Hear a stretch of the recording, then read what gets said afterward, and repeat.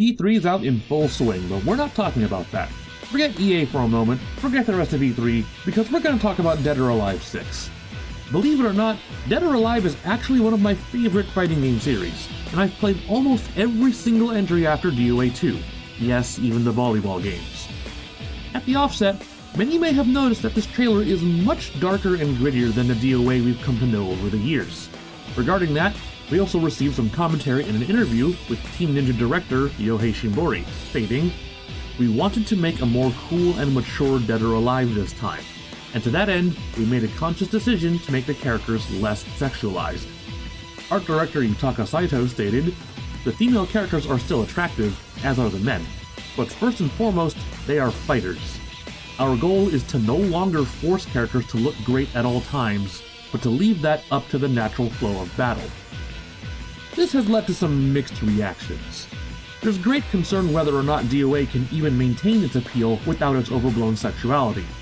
Like it or not, sexuality is part of DOA's identity and legacy, and despite its tight controls and fast-paced dramatic gameplay, it's the 3D titty that keeps people coming back, and which has kept DOA relevant throughout the years.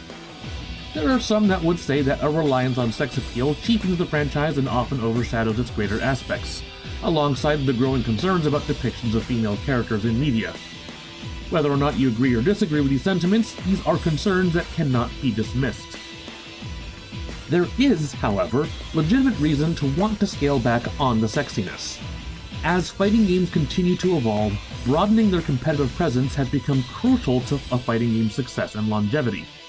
Dead or Alive does maintain a dedicated competitive player base, and it has appeared in side tournaments at large events like EVO.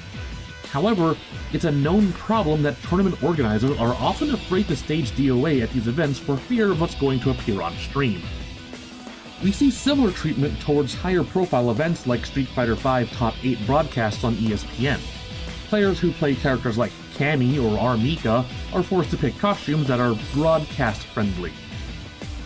Whether or not that kind of work-safe caution is warranted, it still stands to reason that Team Ninja's concern for DOA's public presence is justified. My thoughts on the whole matter are a little here and a little there. I've always been a bigger fan of DOA's controls and gameplay than its sex appeal, although the latter definitely does help. On one hand, I would not mind a DOA game with less fanservice. I think Team Ninja is right to consider more than just the titty. On the other hand, I might be concerned about a DOA game with no fanservice. For example, I'm really not feeling this new Kasumi costume. It's just another boring tight suit with no personality or flair.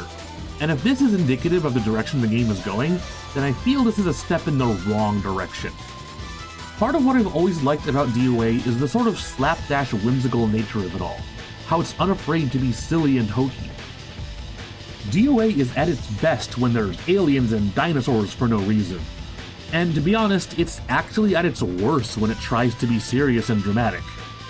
This has created a school of thought where DOA has to be either one or the other. A serious game for serious gamers, or Titty Ninjas the fighting game. But I don't think that's necessarily true. I think there's such a thing as a middle ground where you can have your sophisticated fighting game with layers of depth and tight mechanics, without sacrificing what makes DOA fun and memorable. DOA 5 was actually a great step in that direction. The jump from DOA 4 to DOA 5 saw the evolution of a more incentivized risk versus return gameplay with its new stun system, power blows and power launchers to be used as game-turning trump cards, even the option to manage boot physics to a more subtle setting, or even turned completely off. DOA 5 has already proved the game's merit as a legitimate competitive fighter, so it feels a little odd that Team Ninja is feeling the need to prove themselves again with DOA 6, especially by running the risk of shedding the franchise's legacy. I'm just saying, if this ends up being the first DOA game that doesn't have Zack's chrome alien suit, it will be a sad day for the franchise. That wraps up today's very brief a.b.i.torial. Leave us a like and let me know what you think about Dead or Alive in the comments below, and don't forget to subscribe to SugarPunch for more anime and game content. Be sure to check out our Patreon for early access to all of our videos. I'm a.b.i., and I'll see you next time.